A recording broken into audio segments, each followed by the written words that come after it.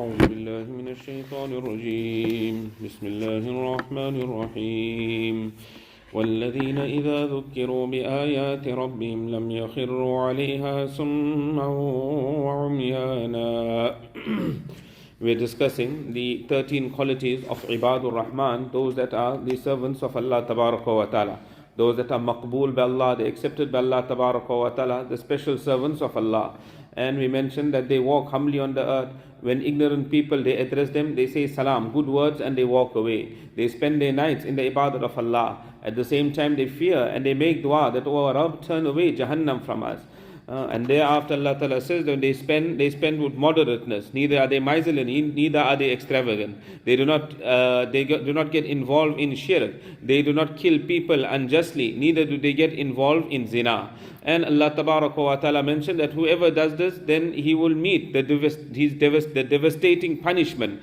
But Allah Ta'ala says, "Illa man taba wa amana wa amila amalan salih." Except the person, he makes tawbah, he brings iman upon Allah, and together with this he does righteous deeds. Then these people, Allah will change the evil into good deeds. The Mufassirin have written, this refers to the kuffar. That is why Allah Ta'ala says, wa amana, they bring iman, that they make tawbah and they bring iman. And then they do righteous deeds, Allah will change the evil into good deeds. A person, when he's a kafir, he commits good deeds, he's upon kufr. The worst type of evil a person can get involved in is actually kufr.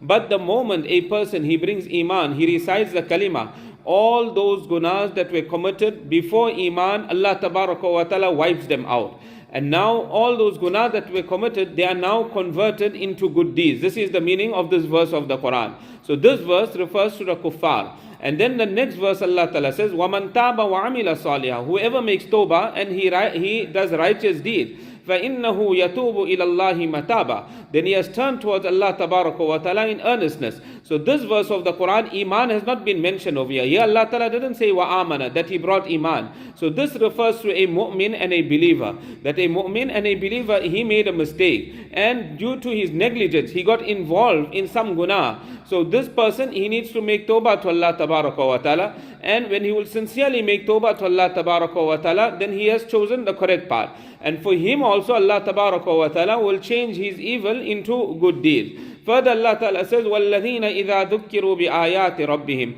Those people, when they are reminded of the verses of their Rabb, the signs of their Rabb, لَمْ يَخِرُّوا عَلَيْهَا سُمًّا وَعُمْيَانًا. They do not fall upon it deaf and blind. They do not fall upon it deaf and blind. So here, what does it mean? When they are reminded of Allah Tabaraka wa Ta'ala, they reminded of the verses of Allah Tabaraka wa Ta'ala, then these people, they start pondering a little bit upon it. And after pondering a little bit upon it, then they start making amal upon it. Not that they just listen to a bayan and then just push it aside, brush it aside after what they heard in that bayan. Okay, now this is just another bayan. No, they think about it. They ponder a little bit about it. After they go home, they think about it. And then they practice upon it.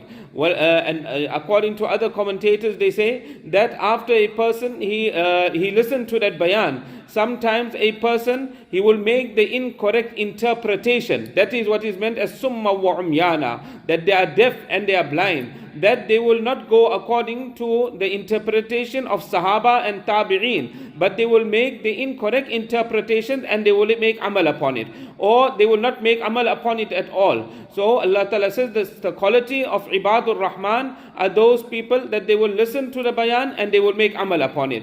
Allah Ta'ala further says, وَالَّذِينَ يَقُولُونَ رَبَّنَا هَبْ لَنَا مِنْ أَزْوَاجِنَا وَذُرِّيَّاتِنَا قُرَّةَ أَعْيُنٍ.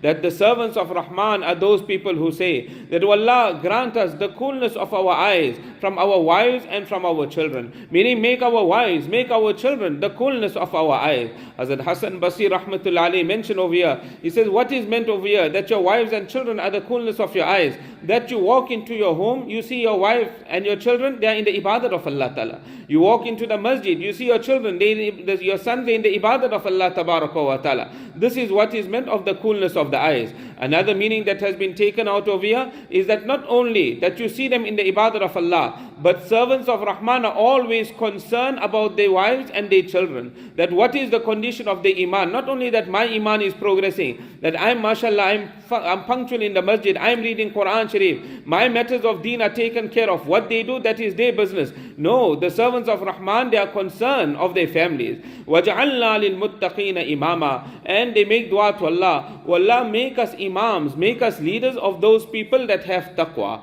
If we look at it, that you're asking to become an imam, this is now contradicting other verses of the Quran Sharif, where you're not supposed to ask for position, but here they are making dua, oh Allah, grant us position. So how do you reconcile between these two verses? So some commentators of the Quran say that when your children will become muttaqeen, your wife will become muttaqiyah, everybody has taqwa in them, then automatically you will become the imam of the muttaqeen. You didn't have to ask for that position. Others have said, no, what does it refer to over here? It refers to in matters of deen. In matters of deen, a person says, Allah, make me the imam of the muttaqeen. No problem. People will benefit from you. And what they benefit from you, they're going to make amal upon it. When they practice upon it, you're going to get all the reward. So to ask for such a dua on the basis of deen, there's absolutely no problem with it. It is 100% in order. Yes, where it is prohibited, where a person is not permitted to ask for position, is in matters of dunya, where he wants now respect, he wants honor, he wants position, he wants status now in society. That is for his worldly objective.